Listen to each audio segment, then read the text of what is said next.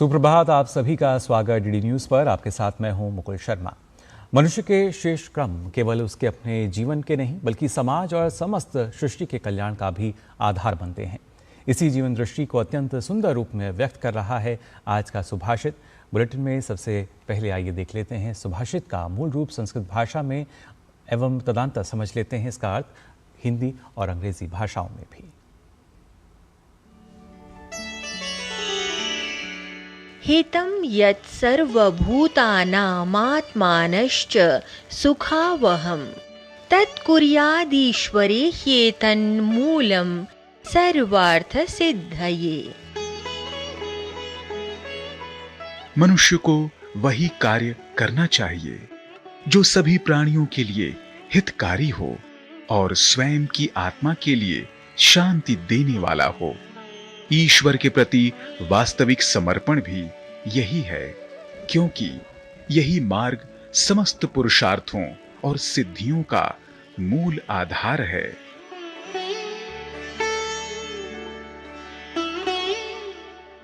One should perform only those actions that are beneficial to all living beings and bring peace to one's own soul. This constitutes true surrender to God, for this path is the fundamental basis of all human endeavors and spiritual attainments.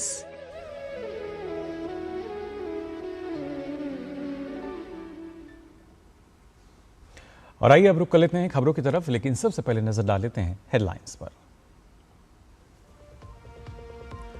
Australia दौरे के अंतिम दिन आज प्रधानमंत्री नरेंद्र मोदी ने Melbourne में Australia के विपक्षी नेता एंगस टेलर से की मुलाकात। दोनों नेताओं के बीच विभिन्न मुद्दों पर हुई चर्चा।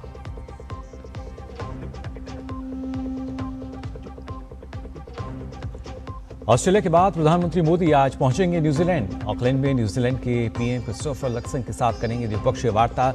भारतीय समुदाय को भी करेंगे संबोधित।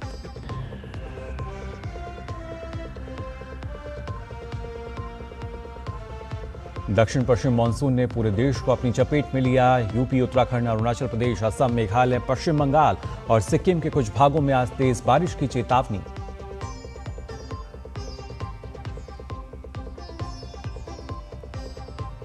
ईरान ने अमेरिका पर बूशहर परमाणु ऊर्जा संयंत्र के पास हवाई हमला करने का लगाया आरोप। जवाबी कार्रवाई में कुवैत, बहरीन, कतर और जॉर्डन पर दागी मिसाइलें।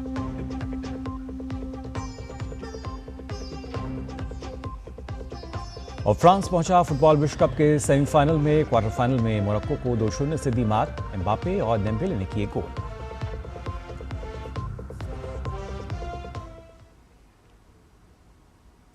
और आइए अब खबरें देखते हैं विस्तार से। सबसे पहले बात करते हैं प्रधानमंत्री की ऑस्ट्रेलिया यात्रा को लेकर। प्रधानमंत्री नरेंद्र मोदी की ऑस्ट्रेलिया की जो यात्रा है, बेहद सफल राजकीय यात्रा का आज अंतिम दिन है। और इस दौरान हमने देखा आज मेलबर्न में ऑस्ट्रेलिया के विपक्षी नेता एंगस टेलर से प्रधानमंत्री ने मुलाकात की। दोनों नेताओं ने विभिन्न मुद्दों पर चर्चा की। प्रधानमंत्री आज ही न्यूजीलैंड के लिए ऑस्ट्रेलिया से रवाना हो जाएंगे। ऑस्ट्रेलिया के विपक्ष के नेता इस दौरान प्रधानमंत्री नरेंद्र मोदी के साथ दोनों हमने देखा बातचीत यहां करते हुए नजर आए। अहम चर्चा इस दौरान देखने को मिली। और वहीं मातृभूमि से हजारों किलोमीटर दूर बसे भारतीय जब अपने देश और उसका गौरव बढ़ाने वाले अपने लोकप्रिय नेता के नाम पर एक स्वर में उमड़ पड़े, जब एक स्टेडियम केवल लोगों से नहीं बल्कि गर्व, अपनत्व और विश्वास से भर जाए, तब वह महज एक सामुदायिक कार्यक्रम नहीं रहता बल्कि भारत की बढ़ती वैश्विक प्रतिष्ठा का उत्सव बन जाता है। मेलबर्न के मार्वल स्टेडियम में कुछ ऐसा ही दृश्य देखने को मिला जब प्रधानमंत्री नरेंद्र मोदी ने प्रवासी भारतीयों को भारत की विकास गाथा का सहभागी बताया और नए भारत के सामर्थ्य, संकल्प और संभावनाओं का विश्वास दुनिया के सामने रखा।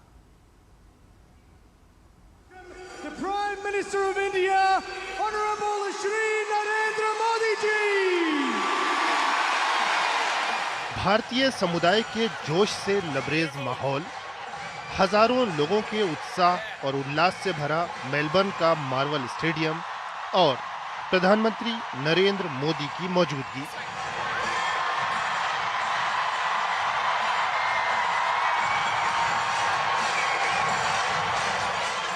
मेलबर्न मीट्स मोदी कार्यक्रम में ऑस्ट्रेलिया के पीएम एंथनी अल्बनीज भी शामिल हुए। उन्होंने प्रधानमंत्री नरेंद्र मोदी को ऑस्ट्रेलिया का सच्चा मित्र बताया। Prime Minister Modi, my friend. Welcome to marvellous Melbourne. As a true friend of Australia and a very dear friend of mine, it is an honour to host you this evening. And I also welcome each and every one of you out there in the stands. प्रधानमंत्री नरेंद्र मोदी ने Bharat Australia रिश्तों की ऊंचाई में सबसे बड़ी भूमिका यहां बसे भारतीय समुदाय की बताई। साथ ही ऑस्ट्रेलिया के विकास में उनके योगदान को सराहा। बीते 12 वर्ष में भारत के विकास की अभूतपूर्व गति का उल्लेख करते हुए पीएम ने कहा कि आज भारत में चिप से लेकर शिप तक विनिर्माण का नया इकोसिस्टम विकसित किया जा रहा है। भारत के रक्षा प्लेटफॉर्म की क्षमता दुनिया देख रही है। ऑपरेशन सिंदूर के दौरान डेमो तो देख ही लिया होगा।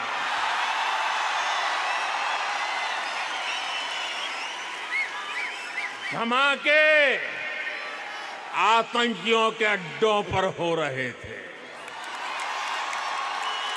और गूंज पूरी दुनिया में सुनाई दे रही थी।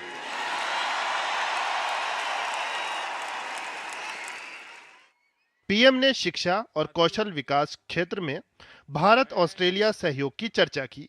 व्यापार समझौते का उल्लेख करते हुए पीएम ने कहा कि दोनों देश मिलकर जो कदम उठाते हैं वो दोनों देशों के लिए शुभ होता है। भारत और ऑस्ट्रेलिया का एग्रीमेंट एक शुरुआत थी और आज ये कारवां दुनिया के लगभग 40 देशों के साथ ट्रेड एग्रीमेंट तक पहुंच चुका है।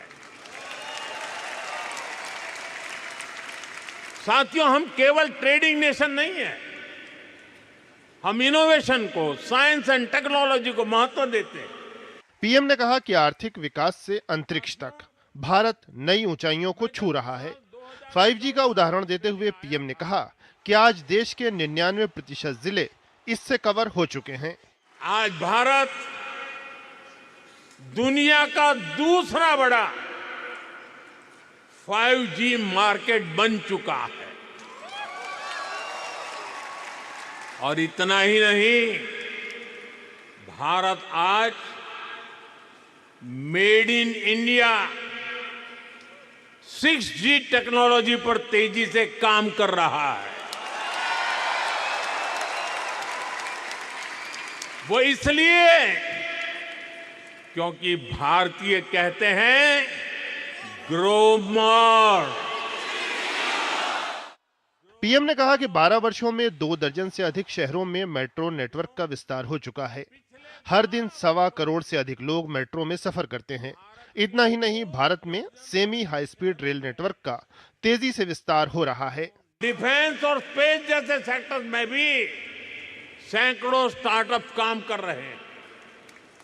इनके उदाहरण मैं इसलिए दे रहा हूं क्योंकि ये सारे सेक्टर पहले भारत में बंद थे। कुछ साल पहले ही इनको प्राइवेट एंटरप्रेन्योरशिप के लिए खोला गया और आप देखिए, भारत का एक स्पेस स्टार्टअप बहुत जल्द अपने रॉकेट में पहली बार सैटेलाइट लॉन्च करने जा रहा है। पीएम ने कहा कि नागरिक देवो भव आज के भारत की गवर्नेंस का मूल मंत्र बन गया है। पीएम ने वो कदम गिनाए जिन्होंने नागरिकों का जीवन आसान बनाया है। पीएम ने कहा कि भारत के बढ़ते सामर्थ्य का लाभ पूरी मानवता को होता है, इसीलिए दुनिया भी भारत पर इतना विश्वास करती है। अरुण शर्मा के साथ bureau report, DD news.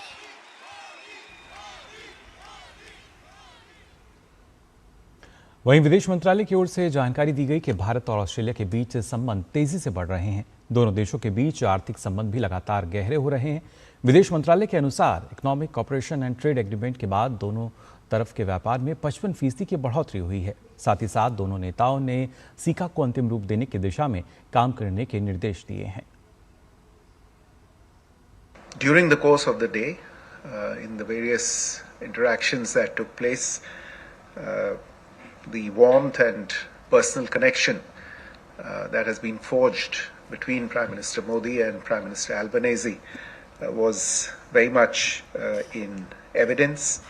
The relationship between India and Australia is a dynamic and fast-growing one, and we are now into the 6th year of our comprehensive strategic partnership, and it's a partnership that has consistently deepened across the multiple sectors of trade, defense, energy, education, technology, and of course, at the very foundation, people-to-people relations.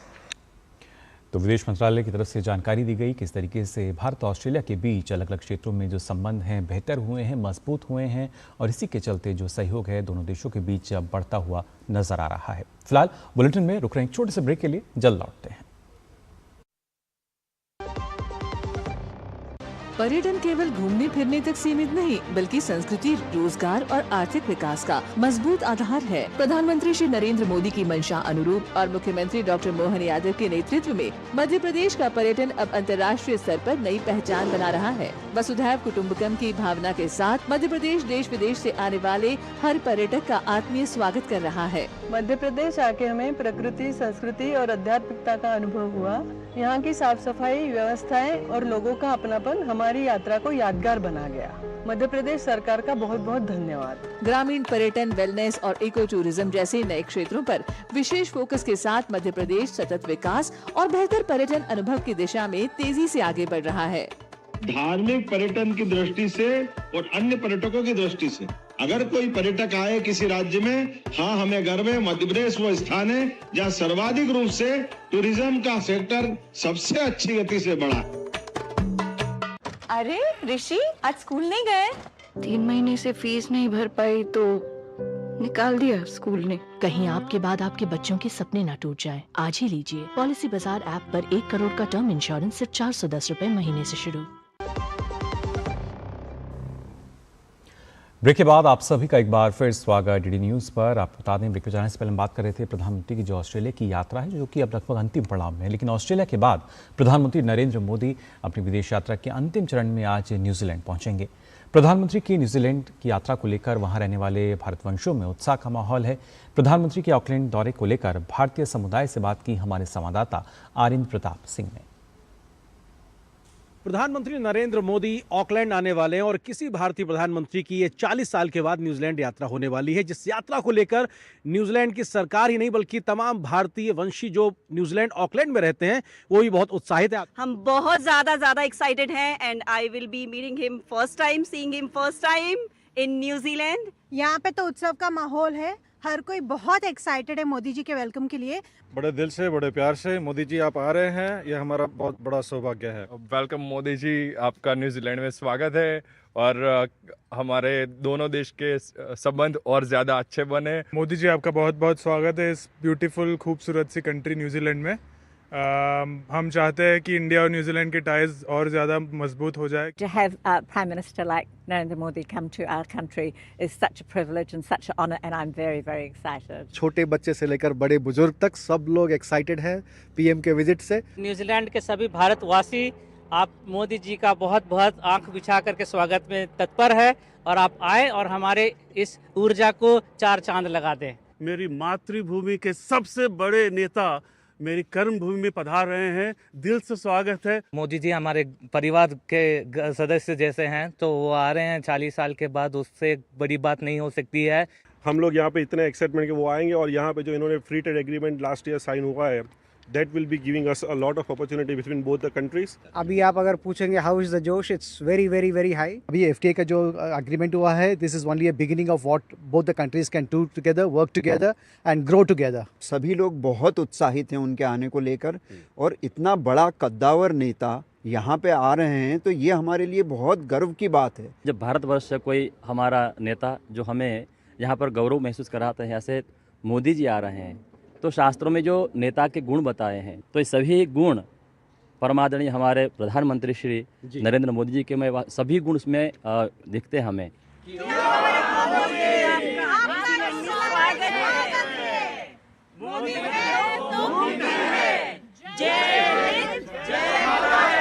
तो आप देख सकते हैं कि प्रधानमंत्री के आने से पहले एक्साइटमेंट साफ तौर से नजर आ रहा है। कैमरा सहयोगी जयशंकर और के राणा के साथ मैं आर्यन प्रताप सिंह, ऑकलैंड, न्यूजीलैंड, DT न्यूज के लिए।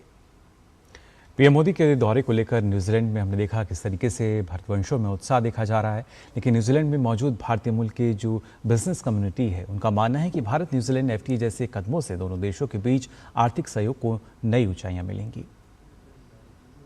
प्रधानमंत्री नरेंद्र मोदी न्यूजीलैंड का दौरा करने वाले हैं और ऐसे में भारत और न्यूजीलैंड के बीच में व्यापारिक गतिविधियों को बढ़ावा देने को लेकर चर्चाएं बहुत जोरों पे हैं। हमारे साथ में तमाम लोग मौजूद हैं यहाँ न्यूजीलैंड में जो कि बिजनेस कम्युनिटी से बिलोंग करते हैं और भारत और न्यूजीलैंड के बीच के जो व्यापार का जो रिश्ता है उसमें सेतु का काम करते हैं। ये नया दौरा है, जितने भी लास्ट 20-30 साल में जो भी कुछ हुआ है अब हम एक्सपोनेंशियल ग्रोथ देखेंगे, क्योंकि नई टेरिटरी खुली है इंडिया के लिए भी और न्यूजीलैंड के लिए भी। और आजकल जो चल रहा है दुनिया में माहौल, I think it is very good that both Nations have come together. Education और इमिग्रेशन का जो वर्क है वो अभी भी 1 बिलियन से ऊपर है, वो डबल होने का आसार है अगले 5 साल के अंदर, तो वो सबसे आगे रहेगा। उसके बाद जो आपका वाइन इंडस्ट्री है, फ्रूट इंडस्ट्री है, उनका जब ट्रेड का जो अपना एक्सपोर्ट लेवीज है वो कम हो रही है, उसमें ज़्यादा आगे आप देखोगे। तो प्राइमरी इंडस्ट्री और एजुकेशन में ज़्यादा काम किया जाएगा अगले 5 सालों के अंदर। जो न्यूजीलैंड एक्सपोर्ट कर सकता है इंडिया को और जो स्किल उधर से इधर ला सकता है, तो दोनों देश के लिए मुझे लग रहा काफ़ी बढ़िया रहेगा। India being a technology hub, other way we looking at technology to come here, so there is a lot of potential even for Bollywood to do shooting in this part of the world. दोनों देशों में बहुत अच्छा हम देख रहे हैं progress होगा, टूरिज्म बढ़ेगी और हॉस्पिटैलिटी बिजनेस को बहुत फायदा होने वाला है। FTA के बाद इंफ्रास्ट्रक्चर और मैन्युफैक्चरिंग और टेक्नोलॉजी ट्रांसफर में काफ़ी इन्वेस्टमेंट होने वाली है इंडिया की तरफ से, और एग्रीकल्चरल सेक्टर ऑब्वियसली न्यूजीलैंड का बहुत ही ज़्यादा स्ट्रॉन्ग है, तो 2-वे ट्रेड बहुत ही होने वाली है। हम नियरली 9% GDP करते हैं और वो इक्विवेलेंट होता है 2,20,000 jobs full time New Zealand economy में हम करते हैं। तो न्यूजीलैंड की GDP में 9% कंट्रीब्यूशन है इंडियन कीवीज का, आप ये कह रहे हैं? Yes, 8.6% GDP contribution of Kiwi Indians in New Zealand. और यहाँ पे पॉपुलेशन है खाली 5% इंडियंस की। 3 लाख। तो करीबन 5% भारतीय है जो कि यहाँ की आबादी का हिस्सा है। टोटल आबादी में 5% भारतीय, लेकिन टोटल GDP में लगभग 9% का कंट्रीब्यूशन कर रहे हैं, ऐसा ये रिपोर्ट कहती है। तो निश्चित तौर से तमाम भारतीय जो व्यापारिक वर्ग से जुड़े हुए लोग हैं बहुत बड़ा योगदान दे रहे हैं न्यूजीलैंड की अर्थव्यवस्था में। कैमरा सहयोगी जयशंकर के साथ मैं आर्यन प्रताप सिंह, ऑकलैंड, न्यूजीलैंड, DT न्यूज के लिए। और आइए खबरों में आगे बढ़ते हैं, बात कर लेते हैं एक देश एक चुनाव कानून के प्रस्ताव पर मंथन कर रही संयुक्त संसदीय समिति आज और कल गोवा में व्यापक बातचीत करेगी। अपनी सिफारिशों को अंतिम रूप देने से पहले समाज के विभिन्न वर्गों से राय लेने के लिए देशव्यापी अभियान के तहत समिति गोवा के दौरे पर है।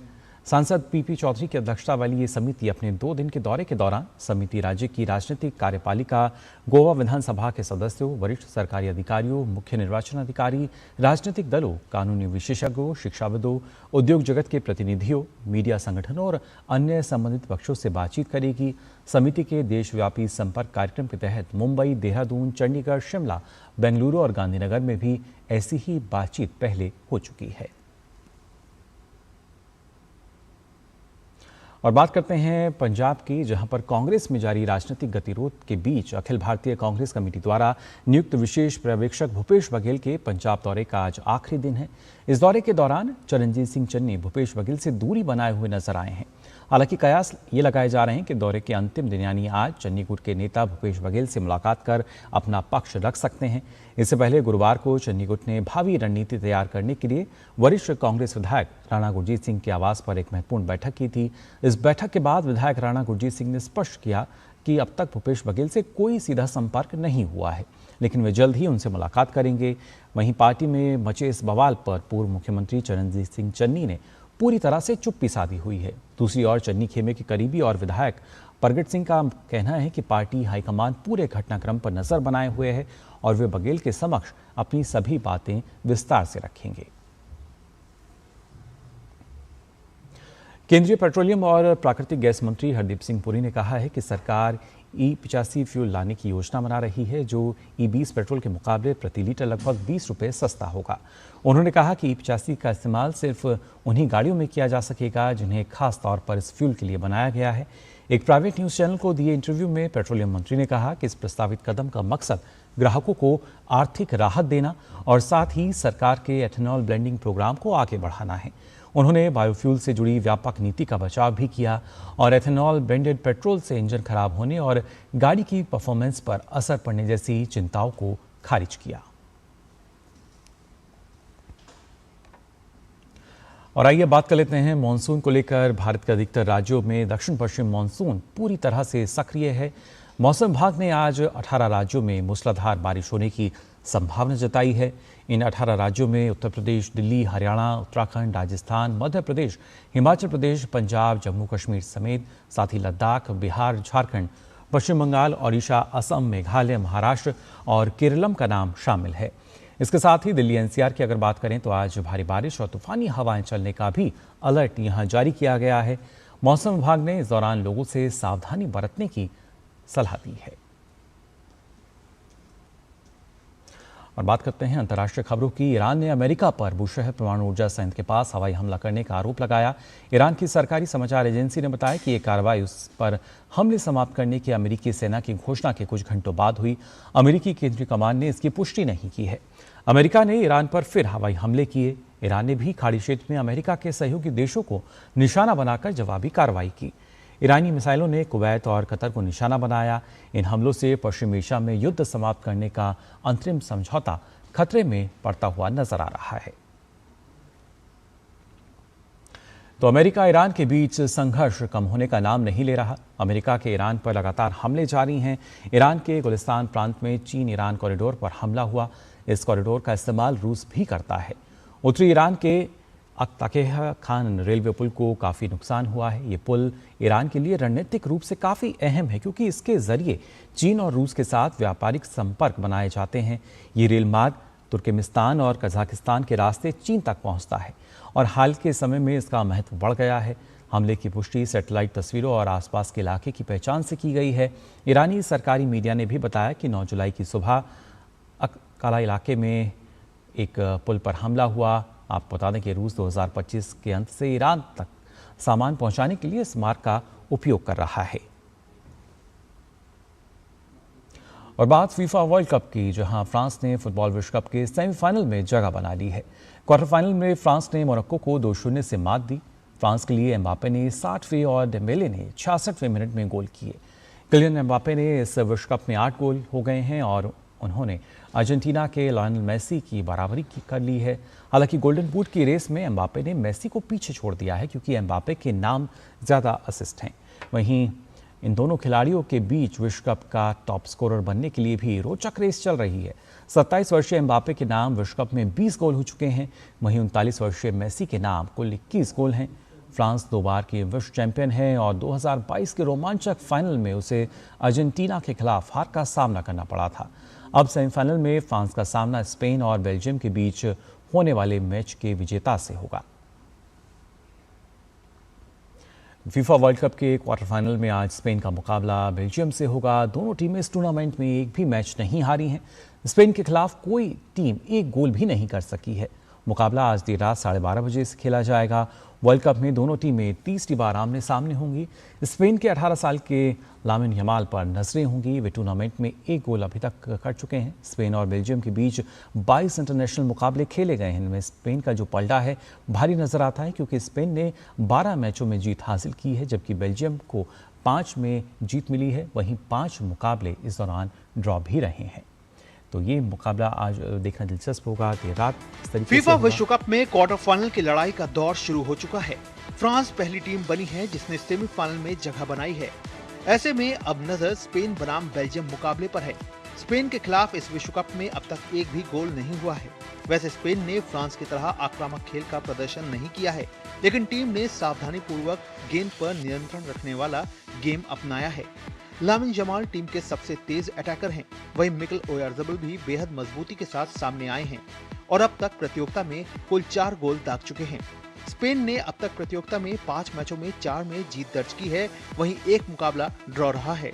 बेल्जियम भी इस वर्ल्ड कप में अब तक कोई मैच नहीं हारी है। टीम ने 5 मैचों में 3 जीत और 2 ड्रॉ दर्ज किए हैं। टीम सभी तरह की प्रतियोगिता में 18 मैचों से अपराजित है। वैसे बेल्जियम का डिफेंस काफी मजबूत है, लेकिन टीम की दिक्कत चोट बनी हुई है, जहां मिडफील्डर अमाडू ओनाना टीम से बाहर हैं। फीफा विश्व कप में ये दोनों टीमों के बीच तीसरी भिड़ंत होगी। इससे पहले 1986 के वर्ल्ड कप में बेल्जियम ने पेनल्टी में स्पेन को 5-4 से हराया था। वहीं 1990 में स्पेन ने 2-1 से जीत दर्ज की थी। Sports desk, DD news. तो फिलहाल के लिए इस बुलेटिन में बस इतना ही, लेकिन देश और दुनिया की तमाम खबरों के लिए आप देखते रहिए डीडी न्यूज। मुझे दीजिए अनुमति। नमस्कार।